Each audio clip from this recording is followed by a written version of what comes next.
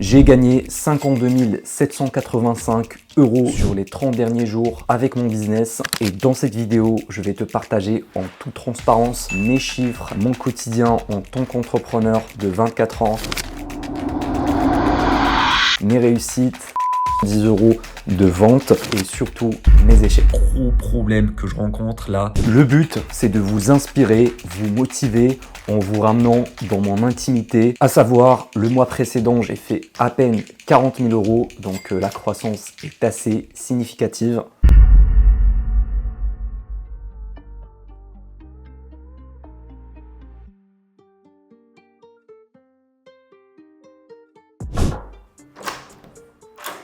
Salut à toi, jeune entrepreneur.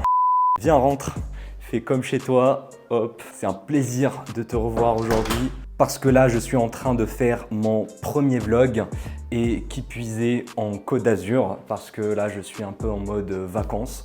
J'ai pris cet appart pour 3 semaines afin de profiter de ma liberté.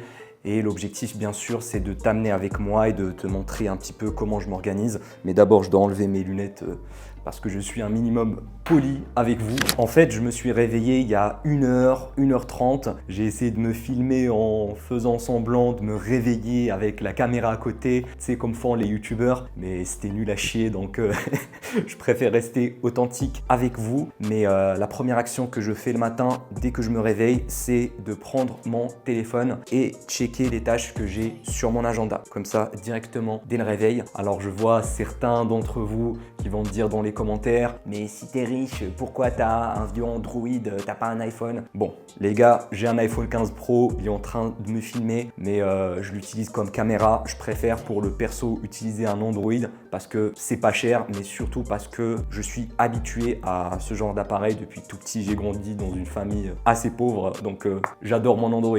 Je vais jamais le changer, ok? Après ça, je fais des affirmations positives. Donc pendant 2-3 minutes, je me répète mes objectifs, mes ambitions. Je le fais pas devant la caméra parce que je dis des trucs assez personnels, mais c'est une habitude qui me pousse vraiment à être drivé tout au long de la journée.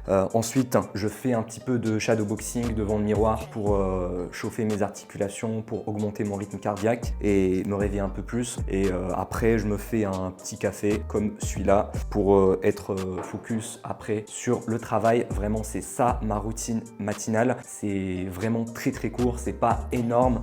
Après ça, justement, dans quelques instants, je prends une douche froide aussi au réveil. Mais si on fait la somme de toutes ces routines, ça fait moins de 15 minutes, d'accord? Moi, j'ai testé les routines longues avec lire un livre, faire de la méditation, tout ça. Ça n'a pas marché pour moi. Je préfère garder les choses simples, concises. Après, quand je suis en monk mode travail charbon chez moi, je bosse quasiment toute la journée. Donc, je fais un premier bloc de travail entre 7h et 11h et puis je coupe ça avec une séance de muscu entre 11h et 13h, puis je reprends le taf l'après-midi. Là, je suis en mode un peu vacances, donc je vais essayer de faire plus d'activités à l'extérieur pour que le vlog soit intéressant pour vous également, sinon ça serait chiant si je reste toute la journée derrière mon PC. Personnellement, ce que j'adore dans ce type d'organisation, c'est qu'elle est très simple à suivre, puis j'ai une coupure entre le matin et le soir avec la salle de muscu, donc ça change les idées. Généralement, le matin, je travaille sur mon business d'agence parce que c'est lui qui me demande le plus de concentration, de focus.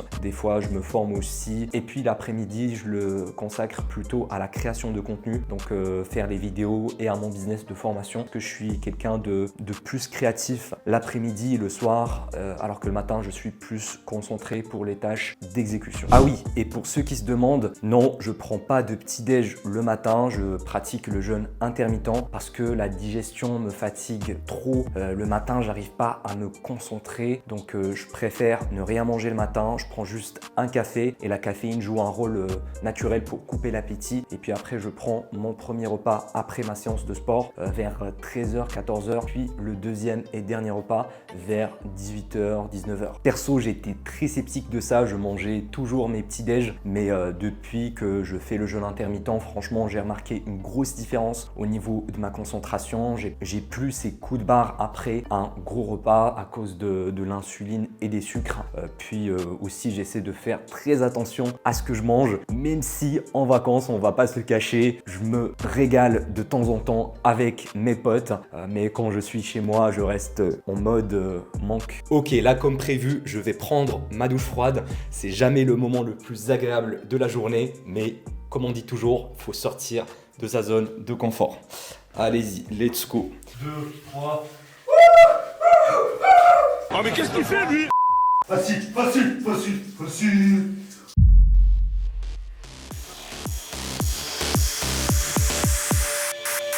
Alors là les gars, on est arrivé au temple de la muscu.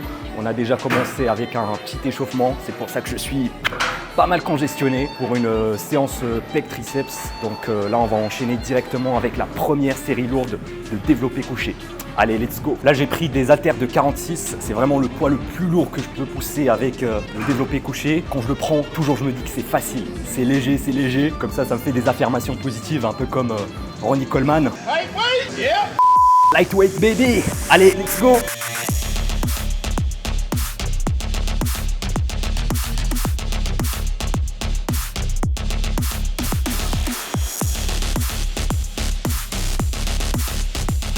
Regardez la veine du bibi, la veine du biceps, c'est le plus important en muscu.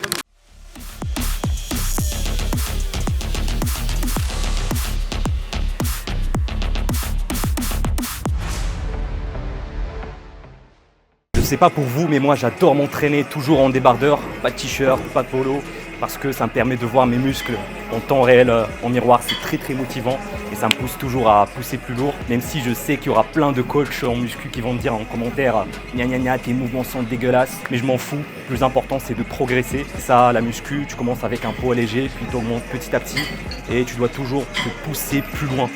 Sinon, si tu fais les mêmes poids pour garder juste le mouvement parfait, au bout d'un moment tu vas stagner. C'est comme dans l'entrepreneuriat, tu commences avec des poids lourds. Par exemple, au développé couché, je me rappelle, j'ai commencé avec 16 kg je crois. Et ensuite, j'ai monté petit à petit, 18, 20, 30. Et aujourd'hui, je peux pousser les 46 avec des séries de 7 à 10.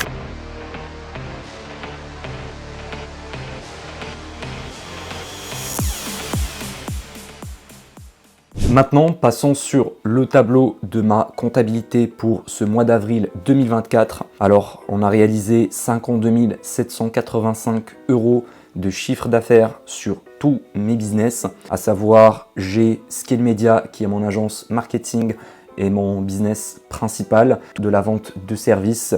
Donc on offre aux entreprises des services de publicité Facebook et Google et en contrepartie on est payé un fixe plus un variable. Ensuite, mon deuxième business principal, c'est mon programme d'accompagnement et de formation SMMA Freedom, dans lequel j'apprends aux gens de faire un peu comme moi, de créer leur propre agence marketing. Puis il y a ma chaîne YouTube et je gagne un peu d'argent avec l'affiliation. Évidemment, ce tableau comporte uniquement mes business en ligne. Je gagne encore quelques centaines d'euros avec mes différents investissements en bourse et en immobilier, mais j'ai préféré garder ça de côté pour une autre vidéo peut-être. Donc en parlant des chiffres, on a fait 34 000 € de chiffre d'affaires sur l'agence Scale Media avec les différents coûts, donc l'équipe, les médias buyers, les personnes qui font de la prospection, plus la commission du closer. Donc si on fait le total de toutes les dépenses, on arrive à presque 8 126 €, ce qui nous laisse un bénéfice brut, donc avant impôt, de 26 514 €, ce qui nous fait une marge de 76%, ce qui est pas mal pour le domaine des agences. Parce qu'il faut toujours viser minimum 50%. Si tu es en dessous de 50% sur une grosse agence, c'est que c'est pas très rentable. Il faut revoir tes coûts. Peut-être tu dépenses un peu trop dans tes équipes ou un peu trop en publicité. Mais pour ma part, jusqu'ici, je fais tout en organique avec de la prospection. C'est pour ça, sur tous mes business, il y a 0 € au niveau de la pub. Ensuite, pour mon business de formation, on a fait 16 590 € de vente À savoir que la moitié à peu près, ça vient du CPF. Donc c'est pas les gens qui payent eux-mêmes, mais ils passent par un centre de formation. Et puis pour l'autre moitié, ils payent par leur propre argent. Donc si on enlève toutes les dépenses, on se retrouve avec 14 663 € de bénéfices, avec une marge qui est plus que correcte de 88% de bénéfices.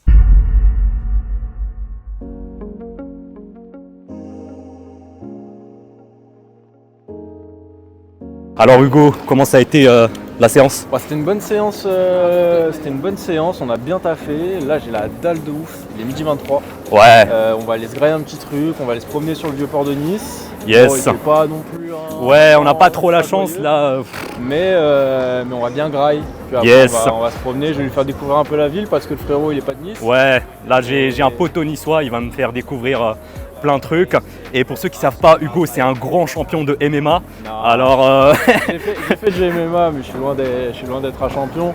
Maintenant j'ai arrêté et là je me suis mis à la salle. Ouais. Bon, je suis pas aussi stock que monsieur mais je suis naturel encore pour l'instant, mais Naturel?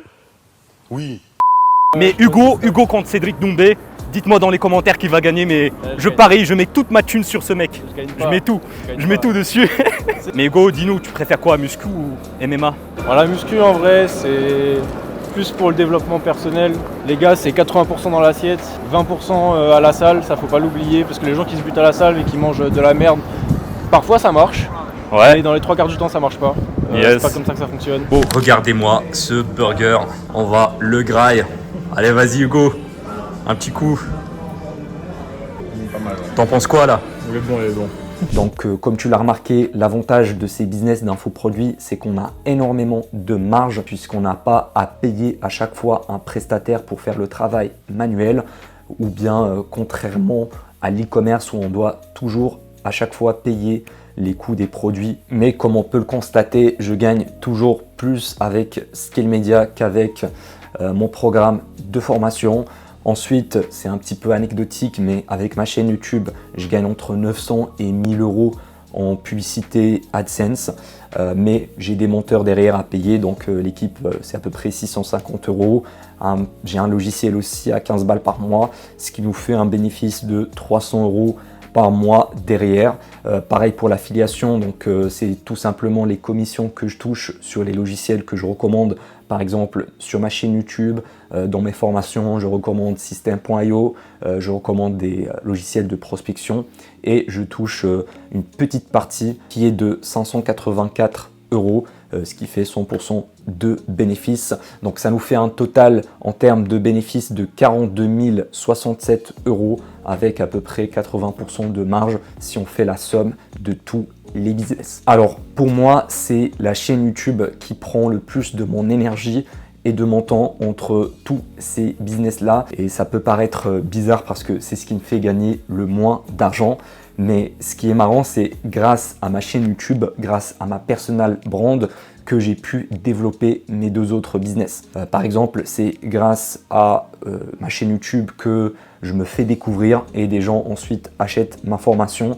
Pareil pour l'agence, j'ai quand même une petite partie entre 20 et 25% de clients qui viennent de YouTube. Donc c'est des clients inbound qui regardent mes anciennes vidéos sur Facebook Ads, sur Google Ads et qui bookent un call avec mon équipe, puis on les signe après. La chaîne YouTube, elle n'est pas rentable en soi, elle n'est pas très rentable, on est à peine break-even, mais c'est grâce à la visibilité de ma personal brand que j'arrive à développer mon business d'information et mon agence marketing, puis pareil pour l'affiliation. L'après-midi, on est allé au port de Nice pour boire un verre et profiter du cadre exceptionnel. Même s'il faisait pas très beau, on a quand même bien kiffé.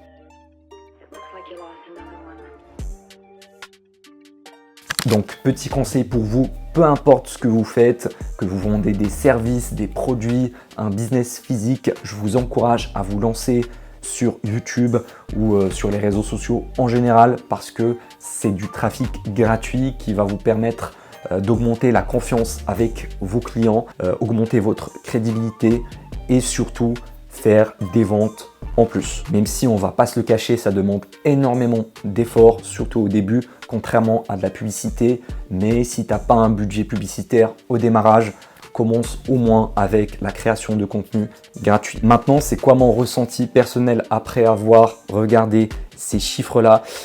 Eh bien, j'en suis très fier parce que je me rappelle qu'il y a à peine 3 ans, pour moi, si je gagnais 4 000 € par mois de bénéfices, c'était quelque chose d'énorme. Vraiment, c'était mon rêve.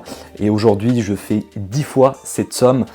Donc, ça montre que le passage à l'action quotidien sur une durée assez longue, eh ben, ça fait des merveilles. Et je vais continuer sur cette lancée puisque je me suis fixé l'objectif de 100 000 € de chiffre d'affaires par mois d'ici la fin de l'année.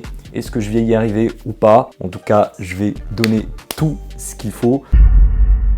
Là, c'est déjà minuit 15 alors que je devrais m'endormir à 22 h grand max. Du coup, j'ai plus de 2 heures de retard sur mon agenda.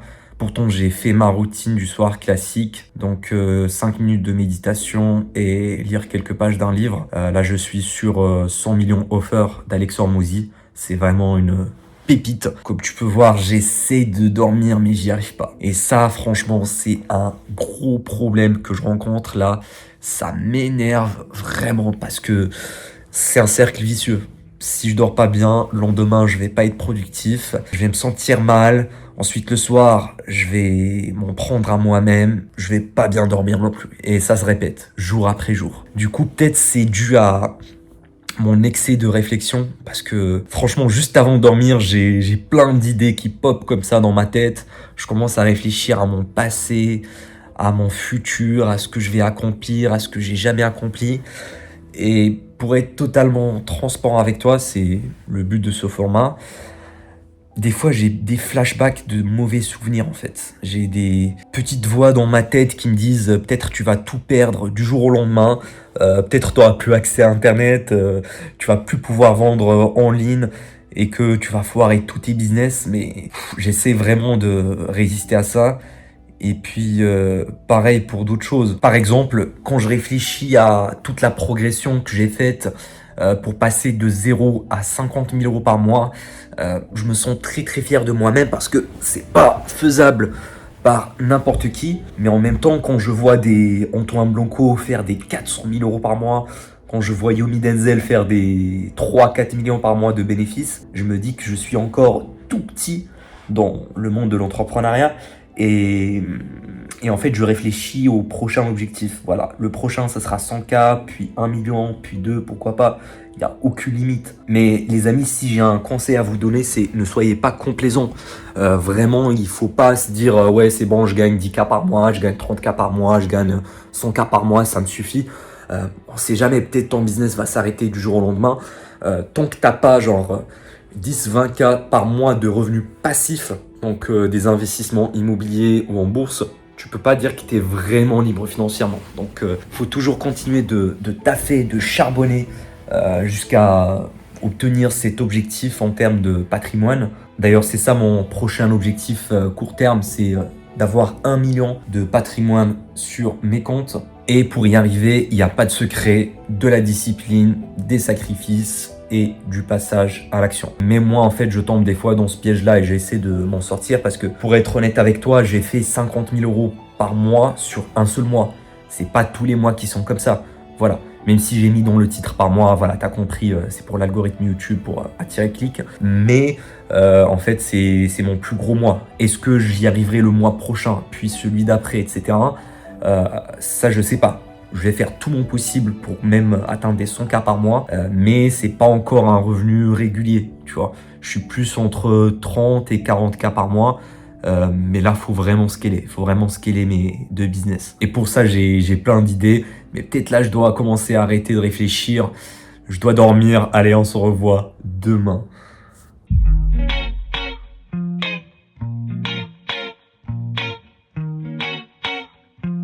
Là les amis, je suis en train de faire l'appel hebdomadaire avec Quentin qui est mon bras droit. Alors Quentin, comment vas-tu aujourd'hui ? Bah ça va très bien et toi ?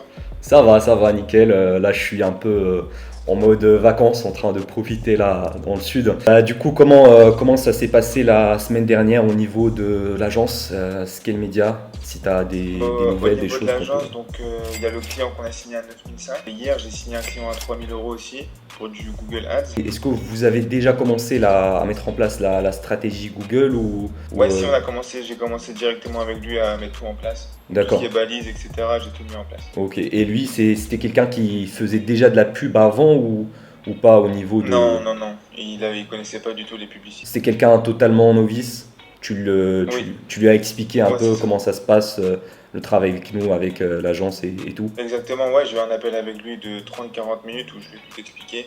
Ouais. Et je lui ai dit qu'en gros, la stratégie qu'on allait mettre en place et les résultats qu'on allait obtenir avec notre stratégie. Lui t'a dit c'était à peu près combien son budget publicitaire? Parce qu'en fait au début les clients ils veulent toujours commencer avec le minimum et après quand ils voient qu'ils sont rentables, après ils peuvent augmenter leur budget petit à petit. Du coup pour celui-là c'était combien? Autour des 100 € par jour ou un peu moins? Ouais, c'était ça, c'était 150 €, il me disait un peu. Ok, ouais, c'est déjà pas mal. 150 € par jour avec du Google Ads, on peut déjà avoir de gros résultats. Mais moi, même pour les élèves dans la formation, je leur conseille toujours minimum 20-30 € par jour en publicité. Si le client n'a même pas ce budget-là, ça sert à rien de le prendre, tu vois. Enfin, demain, si tu as un appel avec un client qui te dit ouais, moi, mon budget, c'est 10 balles par jour, tu te dis on va te faire foutre, on peut pas faire grand-chose, tu vois. Niveau organisation, tu arrives bien à t'organiser sur le CRM, faire le suivi? Avec le CRM, je marque tout. On utilise Trello, qui est une très bonne application aussi. Ouais. Donc on met tout en place dessus et puis c'est vraiment clair. Et puis... Trello, ouais, c'est ça l'avantage de Trello parce que moi j'avais HubSpot pour mes autres commerciaux, mais c'était un peu compliqué, surtout pour les débutants, donc je préfère Trello. Les débutants qui me regardent, Trello c'est le meilleur CRM pour vous si vous démarrez, que vous voulez garder les choses hyper simples. Ça sert à rien de se compliquer la vie. Sinon pour Julien, le client là qui avait une boutique e-commerce pour les vêtements, c'était un contrat, je ne me rappelle plus, à 2000 € quelques. Ça arrive à fin. Est-ce que tu l'as eu en appel pour renouveler le contrat ou... Ouais, je l'ai eu en appel et lui il préfère faire de son côté, faire ses publicités lui-même. Et du coup, t'as essayé un petit peu de creuser pourquoi les raisons il veut pas renouveler, c'est... Parce que c'était un manque de budget de sa part qu'il avait, parce qu'il avait commencé, il a eu de très bons résultats avec nous. Il a dit que après, c'était au niveau du budget qu'il préférait apprendre tout seul pour...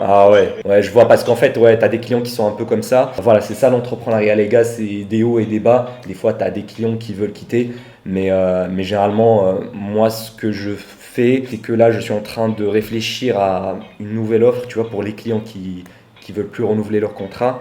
C'est en fait de former leur community manager ou même eux-mêmes, tu vois, pour faire la pub eux-mêmes. Tu vois, parce que tu as des clients un peu comme ça qui travaillent avec une agence, même s'ils sont rentables, ils voient qu'ils sont un petit peu ric-rac parce qu'ils ont à payer le budget pub plus le budget de l'agence. Et si c'est un peu trop serré pour eux, je pense que la meilleure offre dans ce cas, c'est de les former en fait à la pub pour qu'ils les fassent eux-mêmes. Parce que tu sais, même avant de travailler avec moi, j'avais des clients, en fait c'était à mes tout débuts, j'avais des clients que je closais à 1000-1500 € par mois. Ils restaient avec moi pendant 3 mois, 6 mois, ils étaient très satisfaits. Mais après un certain moment, ils se disent mais pourquoi je paye l'agence, voilà, ils font rien, il est juste là, il est en train d'encaisser, tu vois. Et en fait, ils croient que c'est facile, ils croient que faire de la pub, c'est 100% automatisé, alors qu'il y a de la gestion, il y a des trucs à faire. Ce qui s'est passé, c'est que par exemple, il ne renouvelle pas le contrat, donc il part de son côté, il fait ses trucs tout seul. Et là, il se rend compte que c'est plus compliqué que prévu, tu vois. Il n'arrive pas à être rentable et il revient vers moi pour retenter, tu vois. Et en fait, c'est pas optimisé pour moi, c'est pas optimisé pour le client. Donc je pense que la meilleure offre, c'est de les former, tu vois. Tu sais, faire par exemple 2 offres. Une offre pour les clients high ticket qui veulent avoir du done for you, comme qui veulent travailler avec nous, qui délèguent à 100% à une agence. Et eux, ils ont des gros budgets, ils sont capables d'investir.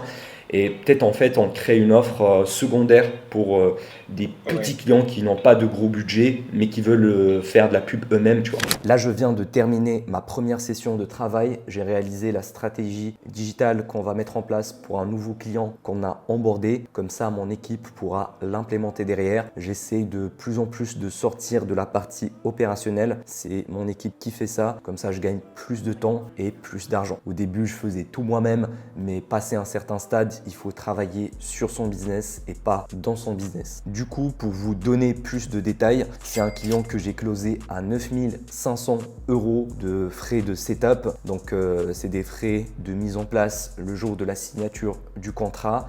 C'est un client qui avait besoin d'un nouveau site web avec un back-end, emailing, relance par SMS, etc. Puis 3 300 € par mois de gestion mensuelle de ces publicités, notamment la publicité Facebook et Google pour attirer du trafic. Donc ça, c'est de la gestion qui est active, que je délègue à mes médias buyers, mais c'est une facturation mensuelle et c'est ça ce que j'adore avec ce business model d'agence, c'est qu'on n'a pas seulement des rentrées d'argent en one shot, mais si on garde le client satisfait sur le long terme, eh bien on va le fidéliser et ça va nous rapporter des revenus récurrents. Donc ces montants-là, ça peut paraître énorme pour les novices qui me regardent, mais sachez que c'est pas grand-chose dans le domaine des entreprises. Voilà, 10 000 € pour une entreprise qui fait 10 millions de chiffre d'affaires par an, c'est que dalle. D'ailleurs, dans mon programme SMMA Freedom, j'enseigne tout ça à mes élèves, toutes mes méthodes. Et pour l'anecdote, un de mes élèves a signé son premier client le jour même où j'ai closé le mien. C'était un client à 800 € par mois, donc c'est petit, on va pas se le cacher, mais c'est juste un début. Voilà, après je suis sûr qu'il va aller très très loin, il va signer des clients à 2K, 3K et plus. Maintenant, comment j'ai pu closer ce client? Eh bien, c'est un client qui est venu par recommandation, c'est-à-dire que je connais déjà un chef d'entreprise qui travaille avec nous depuis un certain moment et il en a parlé à son pote. C'est vraiment un des types de closing le plus facile parce qu'il y a déjà ce lien de confiance. Par contre, le premier client, je l'ai eu grâce à la prospection par email. Donc, c'était un client à froid. Celui-là, c'était un client tiède, chaud. Il a plusieurs magasins physiques sur les plus grosses villes françaises avec un site web qui était un peu pourri. Voilà, pas du tout optimisé pour la conversion. Et il a voulu booster ses ventes en ligne et transiter petit à petit sur le digital pour augmenter son chiffre d'affaires. Surtout qu'avec l'e-commerce, il n'a pas besoin d'avoir des magasins dans des emplacements numéro 1 très chers au loyer. Voilà, il peut prendre un entrepôt pour le stockage et envoyer directement les colis aux clients. Et moi, j'ai remarqué que c'est une niche dont très peu de gens parlent sur YouTube. Pourtant, il y a un très gros potentiel. Donc, je te donne cette niche-là cadeau. Ce sont les magasins physiques qui ont des sites e-commerce un peu pourris ou bien même qui n'ont pas de site web. Voilà, à la limite, une petite page Facebook, un compte Instagram, mais qui veulent développer leur vente en ligne. Et ben, ça peut être très intéressant de leur proposer un site web optimisé avec de l'emailing, des relances derrière, puis pourquoi pas de la publicité Facebook, Google, TikTok, Snapchat, peu importe, pour booster leur vente. Et concernant le programme SMMA Freedom, comment ça se passe un petit peu avec les élèves et tout? Voilà, ça se passe vraiment bien. Là, il y a Nadia qui a signé son premier client. Donc, elle a signé à 2 000 €. Donc sur du Google Ads, elle m'a appelé pour me dire ça hier. Ah ouais, c'est pas mal. 2 000 € dès le premier client, c'est... Ouais, franchement, elle a vraiment bien géré, puis elle est à fond dans la formation, elle m'a envoyé des messages pour avoir des petites aides. Je lui donnais des petites solutions par-ci par-là parce que c'est important aussi de rester proche aussi de ses élèves. C'est trop bien, et puis pour les autres élèves aussi, ils avancent. Ouais, ça marche bien dans le groupe, il y a beaucoup de personnes qui ont leurs premiers résultats. Là, il y a 2 jours, il y a Mathieu qui m'a appelé pour me dire que, en gros, il avait signé son premier client aussi. Ouais. Donc lui, je crois que c'était 1 000 €, quelque chose comme ça, et qui avait déjà pris des formations dans le passé, mais qui y croyait pas du tout. Il s'est dit comment je peux avoir des résultats à l'heure d'aujourd'hui alors que dans les formations passées, c'est que du bullshit, on va dire, quoi. Il n'y avait rien d'autre, il y avait 0 valeur ajoutée, alors que là... Ouais, c'est vrai que ça, je l'ai remarqué parce que moi aussi, je vois un petit peu ce que font mes concurrents au niveau des formations et tout, et la plupart, en fait, ils donnent pas des action steps concrets, tu vois, à leurs élèves. Que nous, dans le programme, voilà, je leur donne mes scripts de vente, je leur donne mes scripts d'emailing, tous mes messages de prospection, tout ce qui marche pour mon agence, je le partage en toute transparence dans ma formation. Comme ça, en fait, ils ont qu'à copier mon système et le répliquer de leur côté, tu vois. C'est pas une formation un peu théorique comme la plupart des formations bullshit où il n'y a que du blabla, tu vois. Tu peux passer directement à l'action. Puis moi, tu vois, mon objectif vraiment de ce programme, c'est de le grossir encore plus et vraiment peut-être le transformer en une école en ligne, tu vois, vraiment réformer l'éducation classique pour que ça soit pas juste une simple formation, mais une véritable école, tu vois. Et justement, dans l'amélioration continue de la formation, de ton expérience avec tous les élèves, parce que c'est toi qui s'occupe un petit peu de tous les coachings. C'est quoi la plus grosse problématique, on va dire les blocages que rencontrent les élèves ou des trucs qu'on peut peut-être changer dans le programme qui peuvent les pousser encore plus? En gros, le blocage des élèves, c'est le passage à l'action. Et puis on me le fait ressentir aussi par des messages, etc. On me dit j'ai du mal à passer à l'action, etc. Parce qu'il y a toujours une peur, parce que quand on commence l'entrepreneuriat, au final c'est quelque chose qui change dans notre vie. Donc les personnes ne sont pas forcément habituées et puis ils ont peur du passage à l'action. Tu as des gens peut-être qui sont motivés au début et tout, ils regardent la formation en entier d'un seul coup. Derrière, ils essaient de passer à l'action un petit peu, prospecter, appeler des clients pendant 2-3 semaines et après, en fait, ils se démotivent, ils passent à autre chose et ils oublient la formation, tu vois.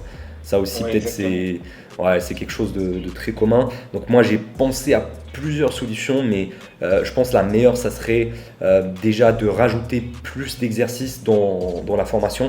Alors déjà, il y en a dans chaque module, mais peut-être changer un petit peu le principe, c'est-à-dire faire sur chaque module un exercice obligatoire avant de passer au module suivant. Tu vois, c'est-à-dire que les gens qui regardent par exemple le module prospection, ils le regardent en entier, puis ils doivent le valider avant de passer au module vente par exemple, ou au module Facebook Ads. C'est vraiment une solution incroyable parce qu'en vrai, ça oblige le passage à l'action.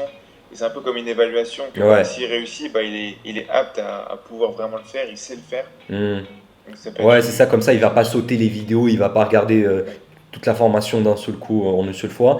Et peut-être aussi améliorer encore plus la partie coaching et mettre en place un coach individuel, tu vois, attitré pour chaque personne, qui va valider avec lui sa niche, qui va valider sa méthode de prospection, tout ça, et qui va vraiment le suivre une fois par semaine, genre un appel une fois par semaine. Par contre là, la problématique de mon côté, c'est que je ne serai pas rentable. Donc avec un prix, une formation à 1000 balles, il ne faut pas s'attendre à avoir un coach individuel qui va te suivre dans chaque étape. Ouais. Donc on sera obligé peut-être d'augmenter le prix pour avoir un accompagnement premium, tu vois, high ticket pour les gens qui veulent vraiment être poussés par un coach qui a déjà une agence qui fait exactement les mêmes choses, tu vois. Parce que moi, en fait, j'aimerais bien coacher individuellement chacun, mais tu sais, dans la formation, il y a plusieurs centaines d'élèves, on peut pas faire ça tout seul. On est obligé de recruter, et pour recruter, on est obligé d'augmenter le prix pour garder un petit peu notre marge aussi. C'est mieux qu'un élève investisse plusieurs milliers d'euros et que derrière, il signe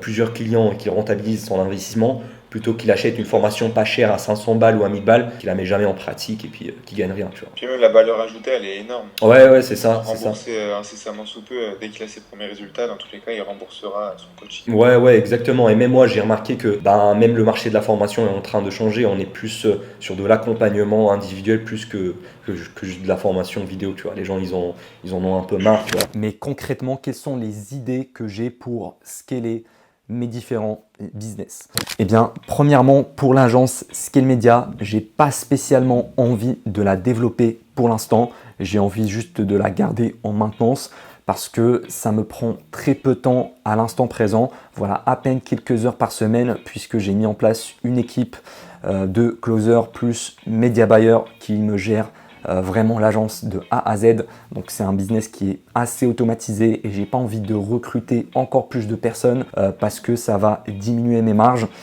et puis j'ai un coût d'opportunité parce que ce temps-là que je vais passer dessus, j'aurais pu le mettre dans d'autres business qui vont me faire gagner encore plus d'argent. Du coup, pour l'instant, j'ai envie vraiment de scaler mon business de formation parce que c'est là où il y a le plus gros potentiel puisqu'on va pas se le cacher.